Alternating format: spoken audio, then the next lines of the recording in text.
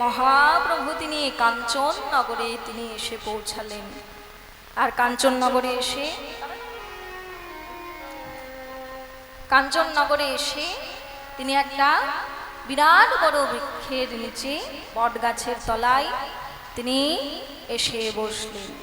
তাই কি বলছে, কাঞ্চন নগরে এক বৃক্ষ মনোহর, সুরধ্বনি তীরে ছায়া, শীতল সুন্দর, শীতল সুন্দর। তাই সেই সুরধ্বনির তীরে একটা বৃক্ষের নিচে মহাপ্রভু তিনি বসলেন। আর ওইদিকে কয়েকজন সকালবেলায় গঙ্গা স্নান করবার জন্য চলেছেন। আর যেতে যেতে দেখছে ওই পাশে একটা বট গাছের নিচে একটা কে যেন বসে আছে, আর তার থেকে প্রবল জ্যোতি বেরাচ্ছে, মানে মহাপ্রভুর রঙের রঙ গৌর বর্ণ, একেবারে সোনার মতো। তাই একবারে চারিপাশটা যেন আলোকিত হয়ে রয়েছে।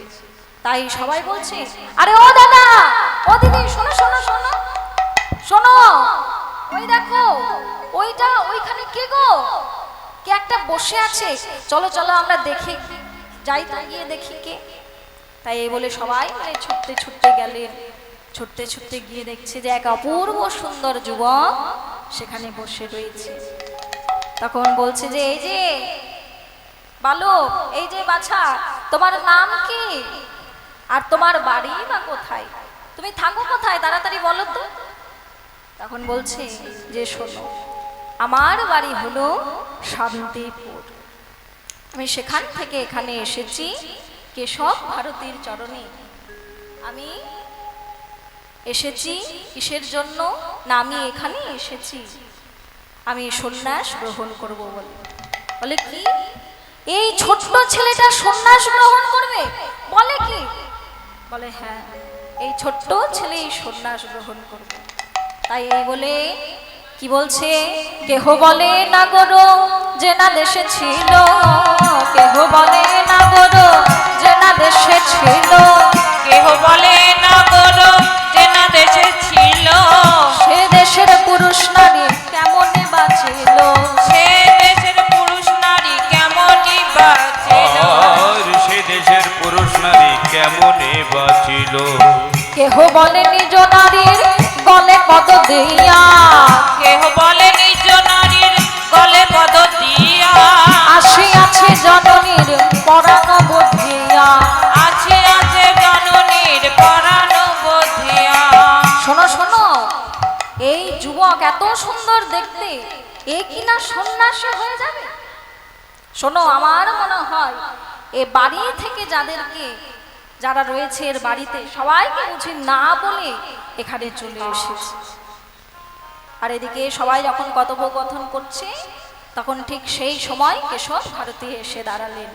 এবং কেশব ভারতী এসে তিনি এবার কি করলেন, তাই এবার কি করেছে, তাই এদিকে কেশব ভারতীকে মহাপ্রভু তিনি প্রণাম করলেন এবং প্রণাম করে বলছে যে, প্রভু, হে গুরুদেব, আমাকে আপনি আশীর্বাদ করুন যেন আমি প্রাণ ভরে কৃষ্ণ নাম গাইতে পারি। বলে, শোনো, আমি তো আশীর্বাদ করলাম, সে না হয় ঠিক আছে, কিন্তু তুমি এখানে কি উদ্দেশ্যে এসেছো বলো তো। বলে, কি উদ্দেশ্যে? শোনো প্রভু, আমি তোমার চরণে সন্ন্যাস গ্রহণ করার জন্য এসেছি।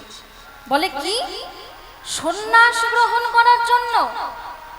শোনো নিমাই, আমরা সবাই জানি যে তুমি হলে পণ্ডিত, আর তুমি এত বড় শাস্ত্রজ্ঞ, এত বড় পণ্ডিত হয়ে তুমি জানো না যে ভারতে চতুরাশ্রম প্রথা রয়েছে, ব্রহ্মচর্য, গার্হস্থ্য, বানপ্রস্থ এবং সন্ন্যাস। তাই শোনো নিমাই, তোমার তো মাত্র 24 বছর বয়স হয়েছে। শোনো নিমাই, তুমি কি করেছো বলো তো? সবে মাত্র তুমি বিয়ে করে বাড়িতে বৌমা নিয়ে এলে, আর ওইদিকে বৃদ্ধ মাকে ছেড়ে তুমি, বিষ্ণুপ্রিয়াকে ছেড়ে তুমি এখানে সন্ন্যাস নেওয়ার জন্য চলে এসেছো। নিমাই, তুমি যাও, এক্ষুনি তুমি বাড়ি ফিরে যাও। অন্তত তোমার 50 বছর বয়স হোক, তারপরে তুমি সন্ন্যাস নেবার জন্য এখানে আসবে। তখন এবার বলছে যে, কি প্রভু, গুরুদেব তুমি আমাকে বলছো যে 50 বছর বয়স হবে তারপরে আসবো। শোনো, যার হয় তার 9-এই হয়, আর যার হয় না তার 90-এও হয়। তো শোনো, তুমি যে আমাকে 50 বছর বয়স হলে আসতে বলছো, তো শোনো 50 বছরেও যদি না হয় তাহলে কি হবে? তাই বলছে গুরুদেব শোনো, 50-এতেও হয় না, 50-এতেও হয় না, 50-এতেও হয় না, 50-এতেও হয় না, পঞ্চগৌণ রসে মাতলে পরে 50-এতেও হয় না। পঞ্চগৌরনাশে মাতে 50-এতেও হয় না। শোনো শোনো, আমাদের 5 রকমের অহংকার রয়েছে। কি কি? জাতি, বিদ্যা, মহত্তঞ্চ, রূপ, যৌবনমেব চ। এই 5 রকমের অহংকার যদি না যায় তাহলে 50-এতেও যে হবে না। আচ্ছা বেশ, তাহলে 60 বছর বয়সে হবে, 60 বছর বয়সে তো হবে। মহাপ্রভু বলছে 60 বছর। শোনো শোনো, 60-এতেও হয় না, 60-এতেও হয় না, 60-এতেও হয় না, 60-এতেও হয় না, 60-এতেও হয় না। 60-এতেও হয় না, ষড়রিপু বসনা করলে 60-এতেও হয় না। ষড়রিপু বাসনা করলে 60-এতেও হয় না। ষড়রূপ বর্ণনা করলে 60-এতেও হয় না। শোনো, মানে 6টা শত্রু রয়েছে ভক্তি জগতে। কি কি? কাম, ক্রোধ, লোভ, মোহ, মদ, মাৎসর্য। এই 6টা রিপুকে আগে নিজের বশে আনতে হবে। আচ্ছা বেশ, তাহলে নিমাই তাহলে 70-এতে হবে? বলে 70-এও হয় না, 70-এও হয় না, সপ্তগৌণ রসে মাতলে পারে 70-এও হয় না। গৌররসে মাতলে পারে 70-এও হয় না। শোনো শোনো, সপ্তগৌণ রস তাতে যদি মাতামাতি করে তাহলেও যে হবে না প্রভু। আচ্ছা 80 বছর বয়সে তো হবে? বলে 80 বছর বয়সে? শোনো, 80-তেও হয় না, 80-তেও হয় না, হরি বলো হরি বলো। 80-তেও হয় না, 80-তেও হয় না, অষ্টমাসে বাধা থাকলে 80-তেও হয় না। অষ্টমাসে বাধা থাকে 80-তেও হয় না। অষ্টমাসে বাঁধা থাকে 80-তেও হয় না। শোনো, অষ্টমাসে আমরা যাতে ভগবানকে না ডাকতে পারি সেই জন্য মায়া আমাদের 8টি দড়ি দিয়ে বেঁধে রেখেছে। সেটা কি কি? ঘৃণা, লজ্জা, ভয়, মান, কুল, শীল, জাতি আর অভিমান। তাই এই 8টি দড়ি আগে ছিন্ন করতে হবে, না তো হবে না প্রভু। তখন বলছে নিমাই তাহলে 90 বছরে নিশ্চয়ই হবে, নিশ্চয়ই ভগবানকে পাওয়া যাবে। তখন বলছি 90? শোনো, 90-এও হয় না, 90-এও হয় না, 90-এও হয় না। 90-এও হয় না, ওই নববিধা ভক্তি না জানিলে 90-এও হয় না। নববিধা না জানিলে 90-এও হয় না। শোনো শোনো, নববিধা ভক্তি 9 রকমের ভক্তি। কি কি? শ্রবণং, কীর্তনং, বিষ্ণু শরণং, পাদ সেবনং, অর্চনং, বন্দনম, দাস্যম, সখ্যম, আত্মনিবেদনম। এই 9 রকমের ভক্তি আগে জানতে হবে। তাহলে আচ্ছা 100 বছরে তো হবে? 100 বছরে নিশ্চয়ই পাওয়া যাবে। বলছে 100 বছরে গুরুদেব? শোনো গুরুদেব, 100-তেও হয় না, 100-তেও হয় না, 100-তেও হয় না, হরি বলো হরি 100-তেও হয় না, 100-তেও হয় না, 100-তেও হয় না, 100-তেও হয় না, 100-তেও হয় না। 100-তেও হয় না, সৎসঙ্গ না করিলে 100-তেও হয় না। সৎসঙ্গ না করিলে 100-তেও হয় না। সৎসঙ্গ না করিলে 100-তেও হয় না। শোনো শোনো, সৎসঙ্গ করতে হবে। তোমার 100 বছর বয়স হয়ে যাচ্ছে, ওইদিকে সৎসঙ্গ এখনো করলে না, তাহলে কি করে হবে? আচ্ছা তাহলে 110 বছরে নিশ্চয়ই হবে? বলে 110? 110-এও হয় না, 110-তেও হয় না, 10-এও হয় না, 10 ইন্দ্রিয় জয় না করলে 110-এও হয় না। 10 ইন্দ্রিয় জয় না করলে 110-এও হয় না। 10 ইন্দ্রিয় জয় না করলে 110-এও হয় না। তাহলে 10 ইন্দ্রিয় জয় করতে হবে, তবেই তো হবে। তাহলে বলছে নিমাই তাহলে 120-এ নিশ্চয়ই হবে। মানে মহাপ্রভু যে সময় বর্ণনা করছে তখনকার মানুষের আয়ু ছিল 120 বছর। তাই বলছে 120 বছরে নিশ্চয়ই হবে। বলে প্রভু গুরুদেব 120 বছর, শোনো 120ও হয় না, 120ও হয় না, 120ও হয় না, 120ও হয় না, বিষয় বিষ না কাটিলে 120ও হয় না, বিষয় বিষে না নিতাই থাকিলে গৌর হরি বল, 120ও হরি হয় বল। না, 120 না কাটিলে 120ও হয় না। বিষয় বিষে না থাকিলেও 120 হয় না। শোনো তোমার 120 বছর বয়স হয়ে গেছে, আর ওইদিকে তোমার বিষয় সম্পত্তির প্রতি লোভ এখনো তোমার যাচ্ছে না। তাহলে কি করে হবে বলো তো? তো শোনো 120 বছরেও হবে না। তখন এবার কেশব ভারতী বলছে যে শোনো নিমাই, তোমার সাথে আমার তর্ক করাই ঘাট হয়েছে, যাও আমি আর কিছু বলবো না। তো যাও, তখন তুমি যখন বলছো যে সন্ন্যাস গ্রহণ করবে, তাহলে যাও তুমি মস্তক মুন্ডন করে এসো। তখন বলে প্রভু তাহলে কার কাছে যাব? বলে কার কাছে যাবে? ওই দেখো নবদ্বীপে সব থেকে নাম করা একজন নাপিত রয়েছে, তার নাম হলো মধু পরামানিক। তুমি সেই মধু পরামানিকের কাছে যাও। তো কি গো মায়েরা, নবদ্বীপে একটাই নাপিত রয়েছে? আসলে এই মধু পরামানিকের একটা দুর্নাম ছিল, যে মধু পরামানিক যদি ন্যাড়া করে কাউকে, তাহলে আগে পয়সা নেবে, তারপরে ন্যাড়া করে দেবে। পয়সা না দিলে কাউকে মস্তক মুন্ডন করাই না। এবার এসব ভারতী মনে মনে চিন্তা করছে যে মহাপ্রভু তো সন্ন্যাস নেবার জন্য এসেছে, হাতে পয়সা করে নিয়ে আসেনি, তো পয়সাও দিতে পারবে না, মস্তক মুন্ডনও হবে না, আর সন্ন্যাস গ্রহণও হবে না। তাই এই বলে পাঠিয়ে দিলেন মধু পরামানিকের কাছে। আর ওদিকে মধু পরামানিকের কাছে গিয়ে মহাপ্রভু মধু পরামানিককে ডাকছে। কেমন করে?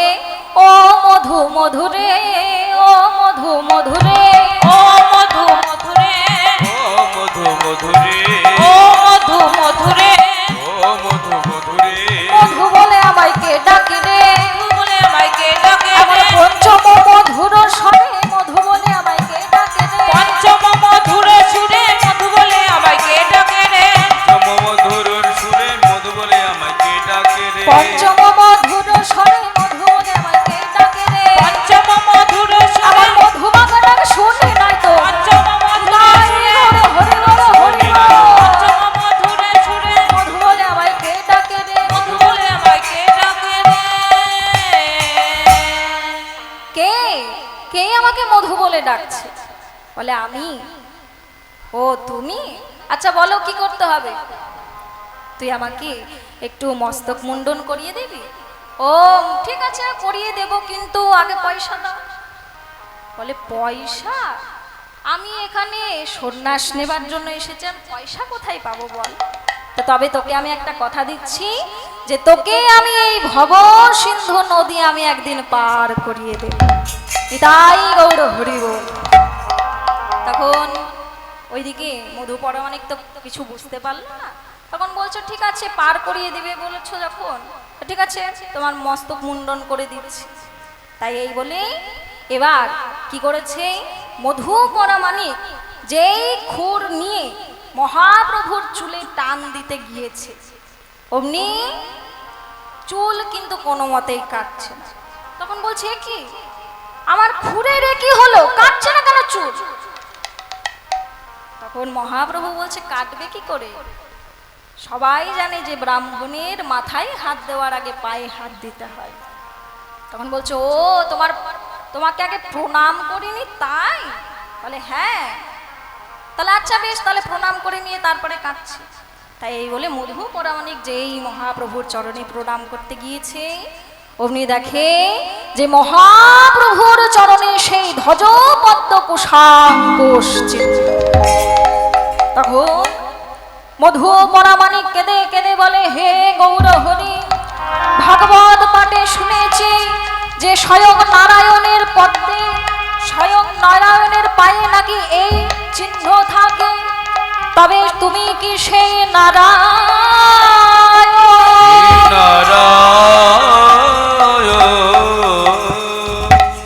তাই মধু পরামানিক তিনি বুঝতে পারলেন। তখন মধু পরামানিক কেঁদে কেঁদে মহাপ্রভুর মস্তক মুন্ডন করে দিলেন, এবং মস্তক মুন্ডন করে দেওয়ার পরে মহাপ্রভুকে বলছে যে প্রভু আমি তোমাকে প্রতিজ্ঞা করলাম, এই যে তোমার মস্তক মুন্ডন করিয়ে দিলাম, আমি আর কারোর মাথায় আমি আর হাত ঠাকাবো না, কাউকে আমি আর মুন্ডন করাবো না, আমি তোমার সাথে দাঁড়ে দাঁড়ে গিয়ে হরিনাম প্রচার করব।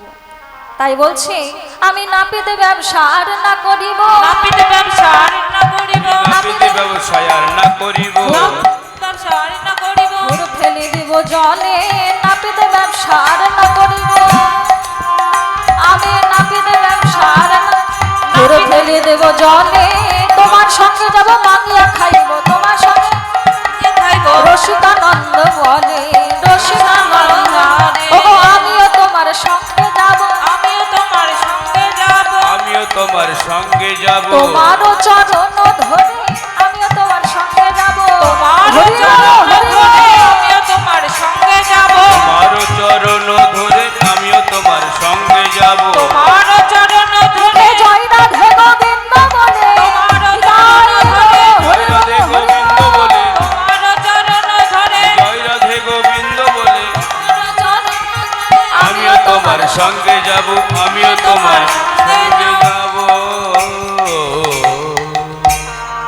এই বলে মহাপ্রভু তিনি মস্তক মুন্ডন করে চলে এলেন। আর ওইদিকে কেশব ভারতী তো অবাক যে মস্তক মুন্ডন হয়ে গেল তাহলে। বলে হ্যাঁ প্রভু, তুমি এবার তাহলে আমাকে দীক্ষাটা দিয়ে দাও। বলে আচ্ছা বেশ, তাহলে তুমি এই অরুণ বস্ত্র আগে পরিধান করে এসো। ওইদিকে মহাপ্রভু তিনি অরুণ বস্ত্র পরিধান করে এলেন। তখন কেশব ভারতী বলছে যে নিমাই একটা সমস্যা হয়ে গিয়েছে। বলে সমস্যা? বলে হ্যাঁ, আসলে তোমাকে যেই মন্ত্রে আমি দীক্ষাটা দেব, মানে সন্ন্যাস গ্রহণের যে মন্ত্র, সেই মন্ত্রটা না আমার কিছুতেই মনে আসছে না। তো আমি তোমাকে সন্ন্যাসটা কিভাবে দিই বলো তো? তখন বলছে ও প্রভু, তাহলে গুরুদেব তুমি মন্ত্র ভুলে গেছো?